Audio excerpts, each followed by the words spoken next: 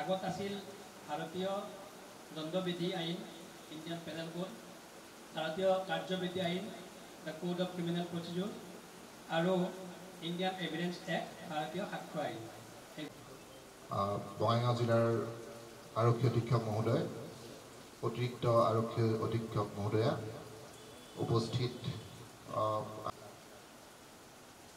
আজি যিটো বিষয়ৰ ওপৰত আজি 1 জুলাই, গতিকে যিটো বিষয়ৰ ওপৰত আপোনালোক ইয়াত একগোট হৈছে, আপোনালোক সকলোৱে গম পাইছে সলনি হৈছে।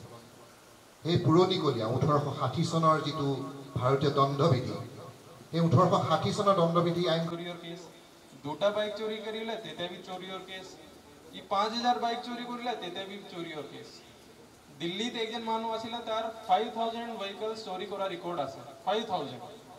और तार पिছত কি হয়, পুলিশ ধরে কোর্টত পঠাই দিয়ে, কোর্ট বেল দি দিয়ে, আগু আহি যায়, সেম ক্রাইম করে।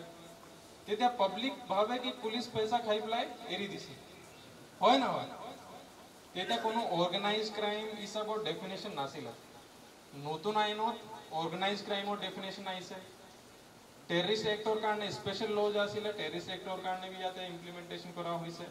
তো জিৰ কাৰণে আমি পুলিশ হৈ পেলাই जो আমি পাব্লিকক সাৰ্ভিস দিব নোৱাৰিছিলো, আগৰ লত কিবা কিছুমান লকুনাজ আছিলে, এই লকুনাজ তো এতিয়া নতুন আইনত ফিল আপ কৰা হৈছে। সেকেন্ড আছে, মোৰ আগৰ প্ৰবক্তা বি কৈছে, আগৰ जो কানুন আছিল, আগৰ जो আইন আছিল, তাৰ মেন্টালিটি, তাৰ কনোটেশন নেগেটিভ আছিল কি মানুহক হাৰাশাস্তি দিব লাগে। क्योंकि আমি যেতিয়া ইন্ডিপেন্ডেন্ট হলো তেতিয়া somehow ব্ৰিটিশ লিগেসি পৰা আমি এই সব আইন তো বনালো, और বেশি চেঞ্জ হোৱা নাছিল। ব্ৰিটিছৰ जो আইন আছিল তাৰ অলপ থুলমূলকে চেঞ্জ কৰি পেলাই এই তো নতুন আইন আহি গৈছিল। লগৰি এতিয়া ডিএসপি হেডকোৱাৰ্টাৰে আপোনাক বৰ ধুনীয়া কৈছে যে ব্ৰিটিছৰ যিখিনি আইন আছিল সেইখিনি সংশোধন কৰি আমাক যিখিনি লাগে আজিৰ যুগত খোজ মিলাই সেইখন আইন আমাৰ ভাৰত চৰকাৰে বলবৎ কৰিছে।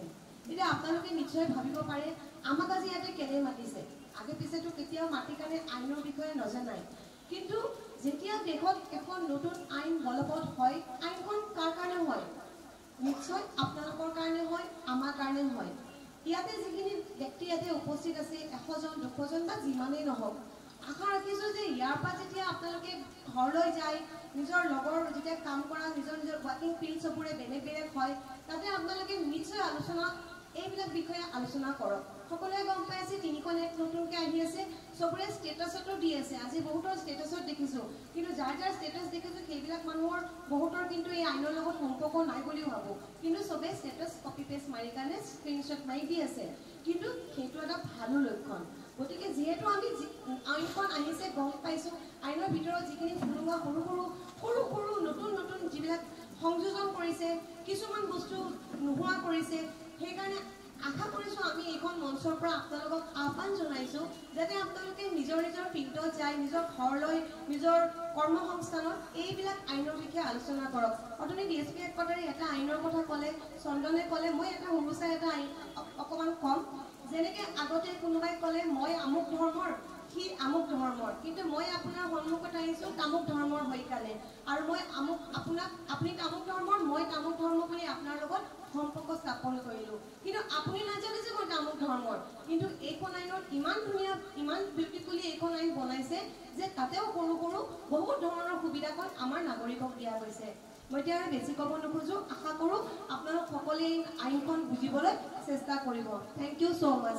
এতিয়া মই আমাৰ মাননীয় SP ছাৰক তেখেতৰ বহুমূলীয়া ভাষণ আগবঢ়াবলৈ অনুৰোধ জনাইছোঁ। জাস্টিস দিয়া তো মেইন প্ৰাইমাৰী অবজেক্টিভ আছে, যেনেকুৱা আপুনি মাৰ্ডাৰৰ সেকশন দেখিব 3G মানে শাস্তি পাব লগা আছিল, সেইটো পোৱা নাছিল।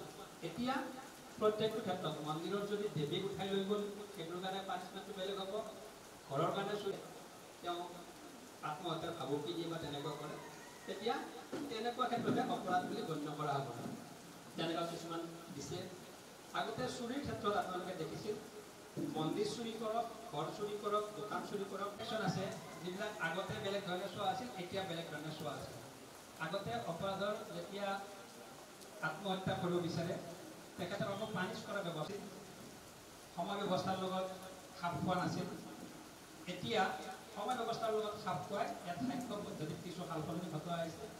আমাৰ নতুন আইন আজিৰ পৰা ইনফেক্ট কালি ৰাতি 12টা বজাৰ পৰাই ইমপ্লিমেণ্ট হৈছে BNSS और जो আছে ইয়াৰ বহুতখিনি সলনি কৰা হৈছে বহুত চেঞ্জেছ কৰা হৈছে তাতে নতুন কিছুমান যেনেকুৱা অৰ্গেনাইজ ক্ৰাইম আছে কমিউনিটি সাৰ্ভিসৰ প্ৰভিজন আছে এই সব ইমপ্লিমেণ্ট কৰা হৈছে তাৰ বাদ ইবিলাক ট্ৰায়েলৰ যে সিস্টেম আছে ট্ৰায়েলৰ সিস্টেমত বি টাইমলি যেতিয়া ট্ৰায়েল শেষ হয় এই সব বি আছে তো আগেও কিছুমান লকুনা আছিলে কিছুমান আমাৰ নতুন যে যেনেকুৱা ক্ৰাইম ইভল্ভ হৈ আছে তাৰ কাৰণে সাফিচিয়েণ্ট প্ৰভিজনছ নাছিলে এতিয়া নতুন প্ৰভিজন নতুন আইনত আছে আৰু মই ভাবোঁ ইয়াৰ কাৰণে আমাৰ ডেফিনেটলি পুলিচ ফালৰ পৰা ষ্ট্ৰেংথ বি বঢ়িব আৰু আমি বেটাৰ ক্ৰিমিনেল জাষ্টিছ চিষ্টেমটো দিব পাৰিম